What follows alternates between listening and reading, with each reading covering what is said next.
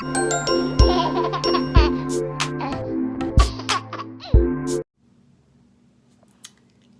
y'all. Okay, so I wanted to come to you guys today to record another video. I am in my restroom, so don't mind me. You might hear a little bit of an echo, but I wanted to come to you guys today to talk about the we're going to start off with 9 different facts about surrogacy.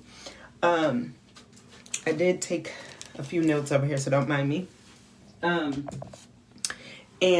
I'm going to be doing my hair while we're talking, so don't mind me for that either. I just had washed my hair last night and I just blow dried it out just like a little while ago. So I'll be flat ironing it at the same, like right now. Like I'm just going to flat iron it while I talk to you guys. So I wanted to go over, like I said, the 9 facts about surrogacy and what you need to know about surrogacy, like what different, types of surrogacy there is and all that kind of stuff. So we're going to go over a few of those things. So while I'm flat ironing my hair, I'm not going to put it, usually I have it on like the highest temperature, but this time I don't want it on the highest temperature, so we'll see, but we'll let that heat up and do its thing. So to start off with point number 1, I want to let you guys know that there are 2 types of surrogacy.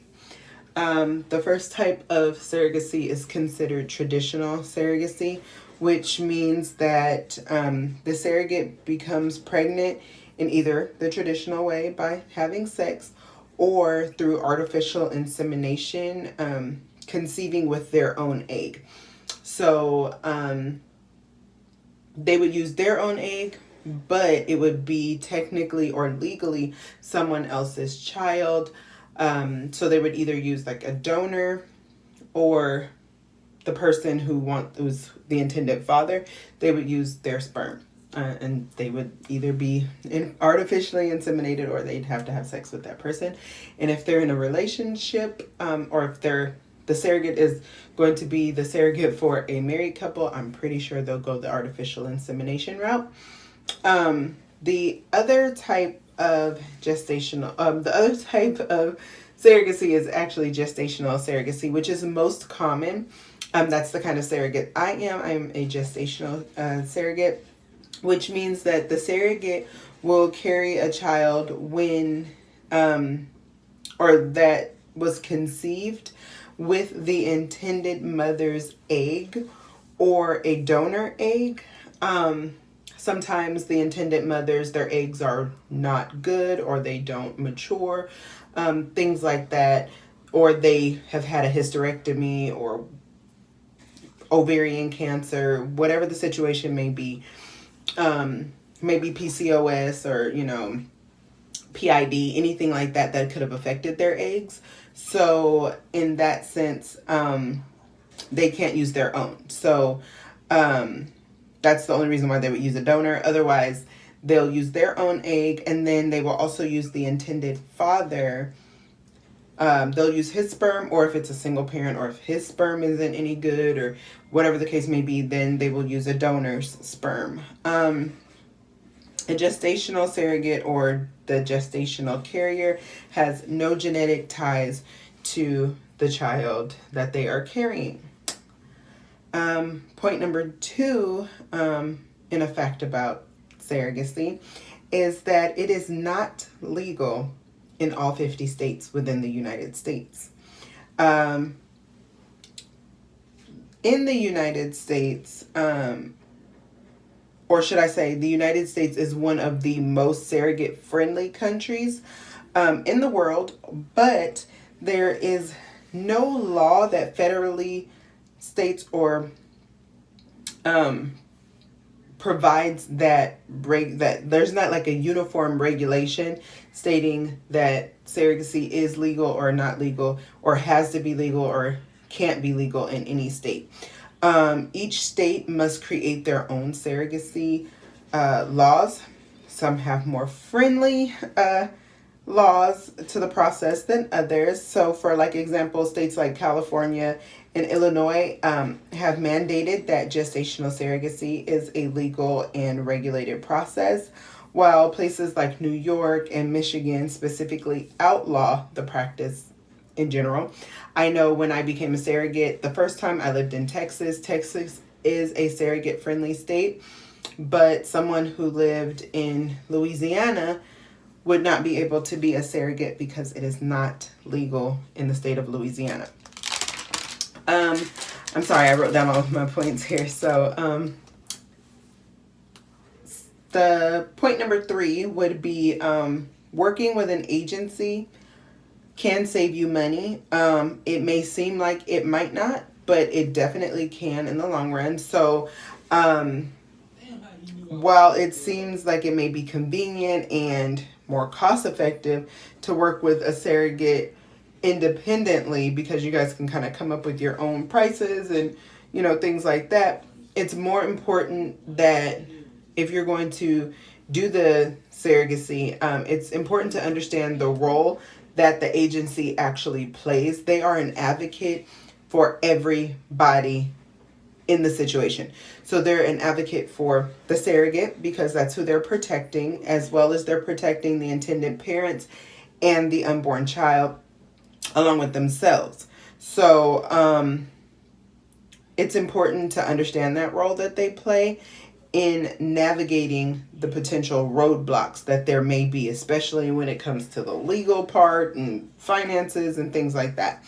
You can only benefit from the experience and the preparation that's afforded by an agency. The expertise that they have, they can't just, you can't just be like, okay, I'm going to be a surrogacy agency and not know what comes along with it. So definitely, they have their expertise in that, where there could be any kind of pitfalls, such as any kind of failed medical testing, legal problems, compatibility issues that might otherwise derail the surrogacy journey. Like I know people have heard of those crazy cases where people have become, they did this thing, and a lot of this, of course, you see on like Lifetime and crazy stuff like that. But a lot of it is like you see where the surrogate, tries to take the baby or claim the baby as their own, and weird crazy stuff like that. I'm not saying it doesn't happen, but when you deal with an agency, you don't have to deal with any of that. I don't know. I mean, I get it. Some people want to be a surrogate because in the stories, like, and this is why it's so fake, like on TV, because they'll say that they want to be a surrogate because, they want to help a family or whatever, but then you turn around and you look and they're like, oh, I've always wanted a baby of my own, and all that kind of crazy stuff. And in actuality, it's really like you can't be a surrogate unless you have had a child of your own, and it can't be like you were pregnant at one point and lost the baby, although that is very unfortunate, and I would hate for that to happen to anyone. That's not going to be a qualifying factor in being a surrogate.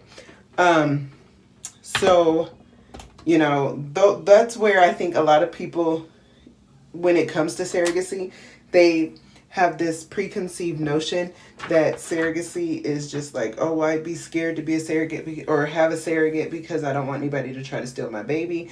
And like I said, I'm not saying there aren't crazy people out there and people who would do some off the wall kind of stuff like that, because there are crazy people. But this is why you go through all kind of psychological evaluations and things like that before you can become a surrogate. You have to be cleared to do this kind of stuff.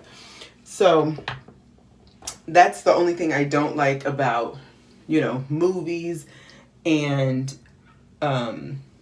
shows and stuff like that portray surrogates as these people who want to kidnap other people's children. Because I mean, although I love being pregnant and all of that stuff, I am so okay with you taking your baby after the process is over so that you can enjoy your bundle. You've paid for this, you know what I mean? You have probably dreamed of this for the longest. I'm going to give you your baby. So surrogacy is not only for those who are rich and famous. Any normal Joe Blow family like mine can, you know, have a surrogate as long as you have the funds and insurance and stuff like that to cover the the fees for surrogacy. Then anybody could have a surrogate. You don't have to be, this millionaire or this, super rich person with all the hookups and perks. That's definitely not what this is about. And that's not what that's like. I mean, I have heard of stories and I know of people where, they are looking for surrogates and they work in the insurance industry, or they work in healthcare, or they are a school teacher or a dentist, or hell, they just got, some money from somewhere. They inherited something. I don't know. So you don't have to be like a CEO of a Fortune 500 company, or you don't have to be a rapper or a singer, an actress, or like super high profile lawyer or anything. You can be you. Excuse me. Like I was stating earlier, the independent surrogacy can definitely lead to legal troubles when it comes to, like, you're doing this independently and you verbally agreed with someone that you would be their surrogate and they were going to pay you. I'm just going to throw out a number. This is not even realistic number-wise, but they said they're going to pay you $90,000 to have their baby. And you go through all of these steps. You are pregnant. You go through the hormones. You do the transfer or the artificial insemination, or you have sex with the person and you guys try and get pregnant or whatever. And they tell you that they have this money for you. And then after it's all said and done, oh, we had to get our house remodeled and we had to get stuff for the baby. And I'm sorry, we don't have it. We can give you $25,000 though. Oh no, ma'am, that's not what we're about to do. We're going to give me the $90,000 that we verbally agreed on. And although a verbal consent is legally binding, where's your proof that that was even said? You know what I mean? So it can turn into a lot of legal troubles, especially, you got to think about the life insurance of the surrogate, because plenty of things can happen during delivery. You got to think of their health insurance, health insurance, life insurance. Who's going to pay for their medication? Who's going to pay for, any kind of emergencies, or, prenatal vitamins, doctor's appointments, sonograms, ultrasounds, all of those things. Like who's going to pay for this if the family promises one thing, but is doing something totally different, or, you can never reach them, or whatever the case may be. So it can definitely lead to legal issues. So that's why you want to always make sure that you have a lawyer involved. And that's why it's best to just go through an agency. Although it seems like it's a middleman and it's taking time and it's this or that, the agency, I'll just say in my personal opinion, the agency is the best route, because you're protected all the way around legally. Before you do anything, you've signed legal contracts, and that is in writing, that the intended parents have signed. It's in writing that you have signed, that the lawyers have signed, that everybody understands what's going on, and there's no question about it. And if anything happens, or, doesn't work out the way that it's intended to, then you have it in legal writing and you can go to court behind it. You know what I mean? So that's definitely something that you have to, look out for. And of course, like I was explaining in one of my other videos, definitely will have you guys check it out, that before you can even go through the transfer process, before you even worry about getting pregnant, like I said, you're already matched with the family and you're going through the psych evaluation and all that stuff and medical clearance. But what also comes along with that is signing that legal paperwork. You know what I mean? And once you sign the legal paperwork, everybody is held to that contract. And that contract states certain things that you can and cannot do, including messing up and getting pregnant for yourself. You know what I mean? So you are supposed to be abstinent or use protection, but really they would prefer you to be abstinent, because if you are, then you really don't have a chance of getting pregnant with your own child. So those are just things that, you got to look at. You got to apply to the situation and, things like that. The next point number 6, would be that using a surrogate will not prevent bonding with your baby. As an experienced surrogate, the family that I delivered for was not around when I gave birth, and I know that they would have loved to be there. I would have actually loved for them to have been there.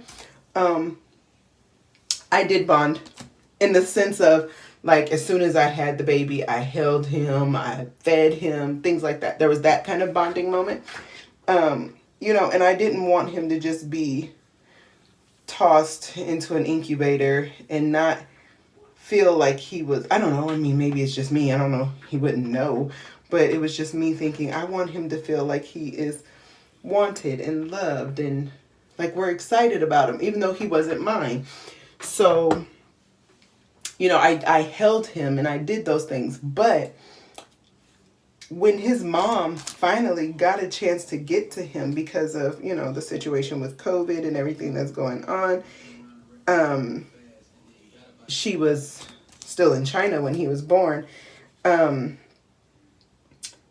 she got to him, they bonded, she seen her baby every day. Her power of attorney had the baby. I mean, she has a whole husband and 2 kids too, so they all got to see him, but I'm just, speaking from the mother's perspective, or her point of view. She got to see her baby every single day on video camera through her friend who is the power of attorney. She got to see like his everyday interaction. She knew what his routine was. Excuse me. Of course, that would be a little bit different because, now you got to start your own routine with your baby. But she got to finally see him, hold him, touch him, feel him when he was almost 12 weeks old. And of course, as a mother, that would crush me because, my baby's 3 months old and I haven't had a chance. I didn't get to hold him at birth. I didn't get to bond with him immediately. I didn't get to do any of those things. So it was kind of like, that's where my emotions came in. Cause I'm just like, oh no, like as a mommy, I would want my baby, it was that type of feeling. But,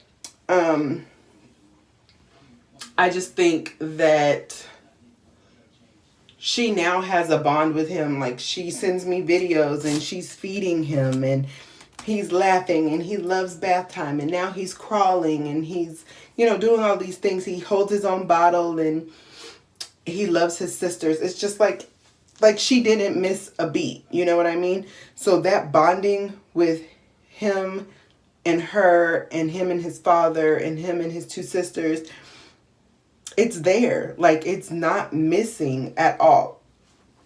So that's like awesome. You guys, I hope y'all can see that. I have pepper in my teeth. I apologize. So if it's been there the whole time and y'all were staring at it, I apologize. So anyways, then the next point is, ideally, like I was speaking of ideally, and this goes for majority of the surrogacy agencies that I've ever dealt with, in the sense of meaning like applying for or actually working with or whatever the case, you have to already have children of your own. And that child has to live with you. You have to be raising that child. And you have to have been the person to have given birth to that child. And there are some other qualifications for you to be a surrogate mother. Now, those other qualifications were that you have to at least be between the ages of 21 and 40, and you must be non-smoking, and like I said, already have at least one child of your own. And I think it's like a requirement that if you did, if you do have a child of your own and you had a C-section or something, I think you're only allowed up to 2 C-sections or something along those lines. So, for people who have had multiple C-sections, surrogacy may not be the option. You may have to donate eggs or something. If that's something you're into, that's your personal preference. And I would say the last the last important point, and it's not really the last one, but one of the last. You guys, I have a gray hair, right here, and I'm not even old. It's the stress of life, let me tell you. Anyways, let me see. You have to, when you're becoming a surrogate, the idea is that you're not just doing it for the money. Because if you're doing it just for the money, then your heart is not in it. You know what I mean? And you're not really there for the process. It's like that should be the last thing on your list. Really, they look for someone who is already financially stable, who has a good support system. You cannot be on government assistance of any kind. No food stamps, no TANF, no Section 8, nothing. No government assistance. And,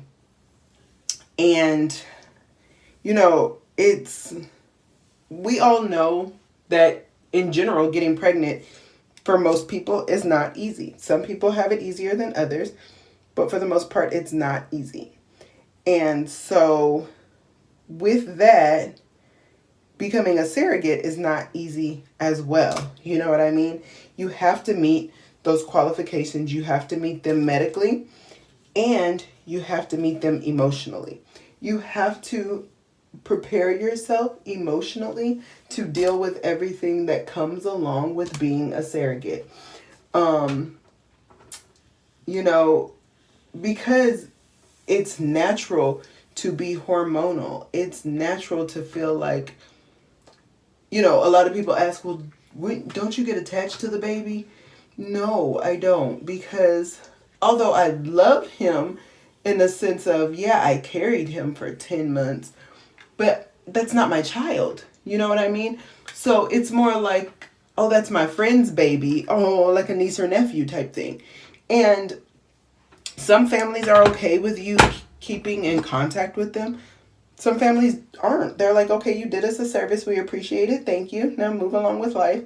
And there's no further contact. Now, the family that I had a baby for, we still keep in touch. And it's not like a everyday or every week thing. It's not like, oh, send me pictures of the baby. No, that's not it. She sends them on her own accord. But we check in with each other, especially with everything going on with COVID. I just make sure that they're okay. And I recently, had sent them a message because it's Chinese New Year. I was like, Happy New Year. They told me Merry Christmas, Happy New Year, Happy Thanksgiving. Those aren't things that they celebrate at the same time as us. I mean, obviously they don't do Thanksgiving and stuff. But, sorry, my flat iron is like steamy. But we still keep that communication just because that's just the kind of people that we are. But that doesn't mean that every family is going to be that way. You see what I'm saying? So, you got to know that, yes, as a surrogate, it can be emotionally draining. It could take a toll because if you have, I mean, normally you have a family of your own. So you could be a single person and be a surrogate. You don't have to have a spouse. But if you do, I mean, you got to think you're taking away yourself from your family. You know what I mean? So a lot of the things that you guys are used to doing, fun family activities. Well, when you're pregnant, you can't go on roller coasters or you can't go and do certain things because you're pregnant. So a lot of that has to be taken into consideration. And so your family plays a major role in, the whole journey. So you have to be ready for it emotionally, hormonally, mentally, physically. All of those things definitely come into play. Now, my family is super, super supportive. Yeah, there were times where they're like, man, I wish we could go do this, but Terry's pregnant. You know what I mean? So it's like, sorry, but it's for the benefit of someone else. So I'm all for it. If you guys don't like it, oh well. But nobody ever said they didn't, so it's okay. And I just poked myself in the eye with this comb. I know y'all seen that. But you gotta understand too, with becoming a surrogate, that it is going to be a potential health risk. You know what I mean? Like, you could have to have a C-section. You could end up with hypertension. You can end up with gestational diabetes. You can lose the baby, almost lose your life. You can have to get a blood transfusion, the preeclampsia, toxoplasmosis, toxemia. You could, lose amniotic fluid.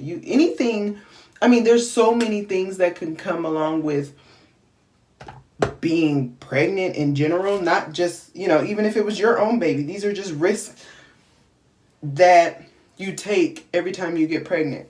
You know what I mean? You got to think of all the different body changes that happen. So you definitely are going to go from one weight to the next. And that doesn't mean that you're necessarily gaining weight. You may lose a ton of weight. You may end up with hyperemesis gravidarum. That, I have heard, is miserable. Both of my sister-in-laws had it with their own children. And it was hard on them. It's where you can't hold down any fluids. You can't hold down any food. You're constantly regurgitating everything that you've even tried to consume within seconds or minutes after you consume it. And it can get extreme to the point of dehydration. And of course, that's very dangerous. It could get to the point where you have to be hospitalized. It could get to the point where you have to get an IV pump inserted, or IV inserted and wear a pump that constantly feeds you nourishment so that you will not, starve the baby or cause any damage to the baby, and that you'll also get your nutrients. It can get real. So you have to think about that. Or yeah, you can gain a ton of weight and it becomes unhealthy for not only you, but you and the baby.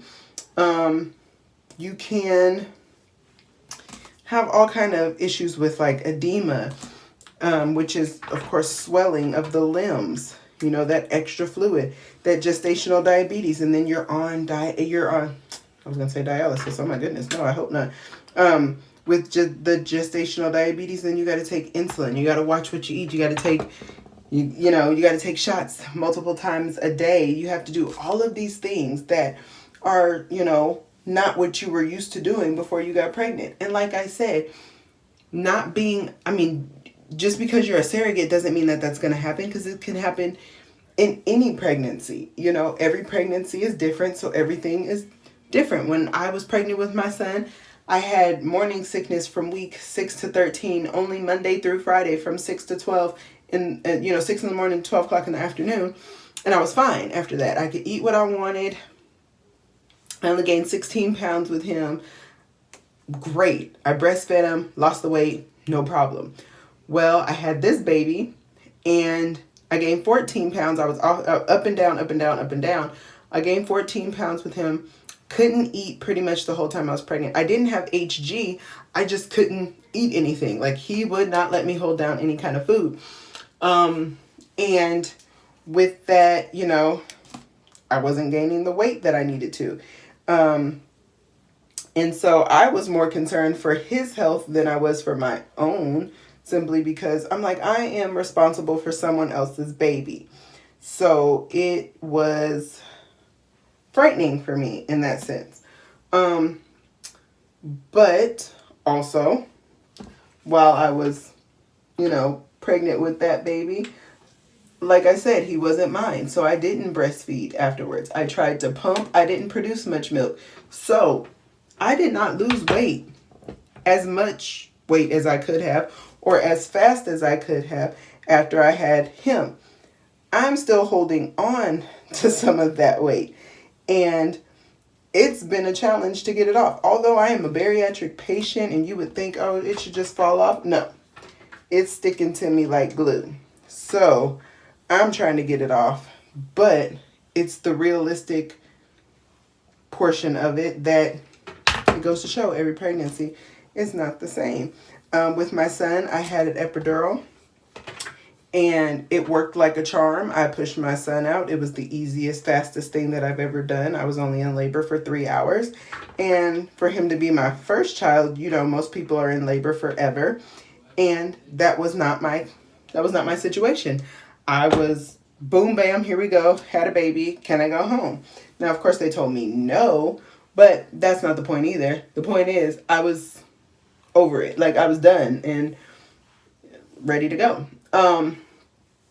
This baby, I got induced because I was taking shots of blood thinners my last trimester because they said I had something called PA1. I still don't even understand what that is, but let's not talk about that. Anyways, so I was on blood thinners. And I had to do those shots up till 6 weeks after I had him. And what else happened? So yeah, I was induced, and my active labor only lasted 3 or 4 hours, but I was at the hospital from 5 o'clock in the morning, and I didn't deliver him until 9:43 that night. So I was there for a good 14 hours almost 15 hours before he was delivered. Cycled through my nurses and everything else. Whatever. And I also had an epidural with him, but with him, my epidural wore off in my crotch. The worst place for it to wear off, it wore off. And when it wore off, it was time to push. And so I felt absolutely everything. I definitely tore, but I tore with my own son, but I definitely tore. But when I delivered him as well, I didn't deliver my full placenta. And so it came out in pieces. And what ended up happening was the doctor had to go in, and I'm sorry if this is like so graphic, so I apologize, but the doctor had to go in and literally like stick her whole arm up there, which obviously was not comfortable because I just pushed out a 6-pound, 5-ounce baby. That I felt all of that ring of fire for. She had to stick her arm up there and scoop around and pull out the rest of my placenta. Not the best feeling in the world. And since I wasn't numb, after you give birth, they want you within a couple hours to get up and go use the restroom. Well, my legs were numb and everything else, and I went to go use the restroom, and I felt like I had to go, but I couldn't. And so I had to get recatheterized without the numbing medication. So that was not fun either. I had to get stitched up because I tore. And of course, once again, I got stitched up with no medication, no numbing, no nothing. So I said, well, this time around, I don't want an epidural. Just give it to me natural, because now I know what it feels like. I'd rather do that and then be able to feel kind of halfway functional after it's over. Now, I have a high pain tolerance, but you know, there's certain things you just can't get with. But, you know, I kind of went on a tangent and I apologize, but that's just the realism of it. So you're going to have body changes. You're going to have lifestyle adjustments, because the things that you're used to doing for you, you can no longer necessarily do, depending on how outrageous they are. You can't necessarily do them because now you're responsible for someone else's life. You know, you can't be around people who smoke while you're pregnant. I mean, that's just that's not a smart move for anybody. But you get what I'm saying. Like, you have to adjust how your life is. You know, you're on a schedule for certain medications. You're on a schedule for shots. You're on a schedule for pills. You're on a schedule for blood work constantly. Like, that disrupts your normal lifestyle. If you're not a person who normally goes to the doctor every other day to go get blood work, that's something that's disrupting your normal schedule. If you're a person who sleeps in, now your appointment's at 7 o'clock in the morning, so you could be one of the first people to get in there to get your blood work done so they can have it by noon. It's disrupting your lifestyle. So these are things that you really, really have to be okay with. You have to be willing to, suck it up. It's just something that you have to do. You got to think of, there is a legal and medical process with it. So, the legal process, like I said, there's the signing of the legal documents. There's, legally, you're not allowed to have sex throughout the first trimester. Legally, you're not allowed to have sex before you have the transfer done. You have to take the birth control pills. There's so many things legally that you have signed over for that you have to do. So definitely an interruption to your normal lifestyle. You cannot have unprotected sex at all if that's what you're used to doing. And if you're in a married, or, if you're a married couple, that's probably something you don't do. Or you might, I don't know, whatever you do. But let's say you don't. Now you got to wear condoms if you decide that you want to have sex, because you're putting that baby's life at risk. So it's something that you have to interrupt your life for. The medical process, like I said, this means going to get blood work done. This means going to the doctor often to have, I guess you could say, what are they called? I don't even remember what they call them. But you're going to the doctor to pretty much get sonograms done constantly, because they're checking your ovaries and they're checking the lining of your uterus to make sure that it is thick enough to hold a baby. You're constantly getting vaginally probed, to put it bluntly. And not only are you always getting vaginally probed, medically, you're always taking some kind of medication. And then on top of that, you're taking your prenatals. And there's just so many things that you are doing that may not be a part of your normal lifestyle. So these are things that you have to consider. And you have to consider that you're doing all of this. And, I'll do another video on how much it costs to become a surrogate and how much people get paid and stuff like that. But you're doing all of this on average for an average salary for that 9 or 10 month time frame. So it's not like you're making, $400,000 to be a surrogate, depending on what state you're in, depending on how many times you've been a surrogate, all of those things. You may only be getting $10,000. You may be getting 30. You may be getting 60. It all depends on where you live, your medical history, all of those things. So definitely look into that. Also, when they're looking for surrogates or into the options of who they want to select to be a surrogate, they want the surrogate mothers to be genuinely compassionate. They want you to be more of an altruistic type of person. They want you to be somebody who enjoys being pregnant. They're not looking, they don't want you to look at this as a get rich quick type of situation.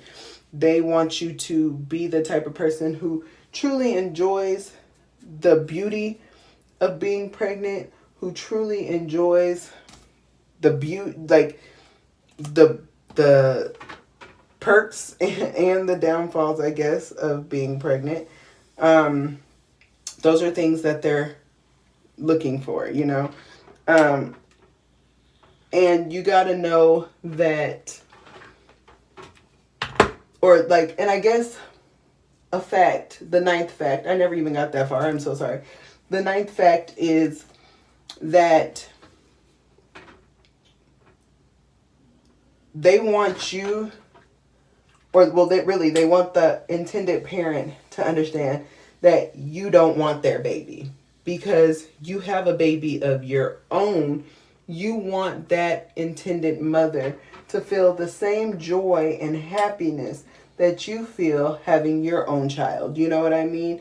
The surrogate will not see the baby as something, or, you know, a child that she's going to keep. She's simply carrying the baby so that the intended parent can ultimately take the baby home. So it's not something that should cause any confusion, should I say. So I know this video has been long. I know I'm like doing my hair and trying to explain this to you guys at the same time, but I wanted to make sure that you guys knew. I mean, I just wanted to go over some of the, I mean, of course, like I said, these are, not all of the facts. These are just some, and you know, out of like a million different things that could happen with surrogacy, these are 9 facts about surrogacy. You know what I mean? And these aren't even, I guess you would say, even like the major points of it. So I definitely appreciate you guys watching. I appreciate my subscribers. I hope that if you are watching, you do subscribe, you like, you comment, you share. Definitely hit the notification bell for new content, because I will be posting another video probably Sunday or Monday. I'm trying to become more consistent with the content and things like that, especially right now, because I haven't actually gotten any further with my process because we're waiting for those funds to hit the account. So definitely want to be able to, oh man, I messed up my hair.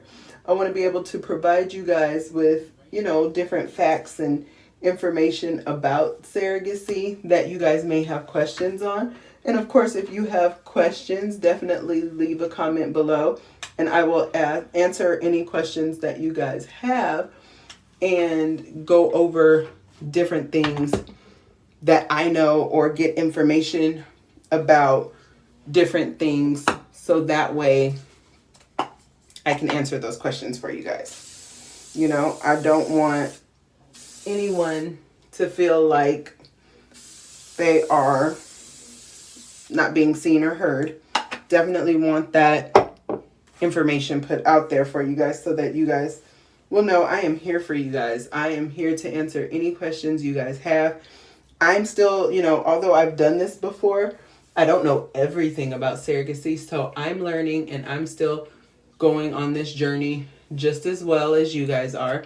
So we're doing this together. So I definitely want to say thank you to you guys. I appreciate the support. I appreciate the love. I have my, well, I do have an Instagram page, but it's not really based on. Okay, hey y'all. Sorry, I accidentally like cut my video, but I was saying that I will link my Instagram if I decide to do one specifically for surrogacy. But thank you guys for watching. Please make sure that you like, comment, share, subscribe, and don't mind my little wispies here. Like, comment, share, subscribe, and hit the notification bell for more hot videos. Love you guys. Thank you so much for joining in, tuning in, all that good stuff. This is probably sideways. I just thought about that.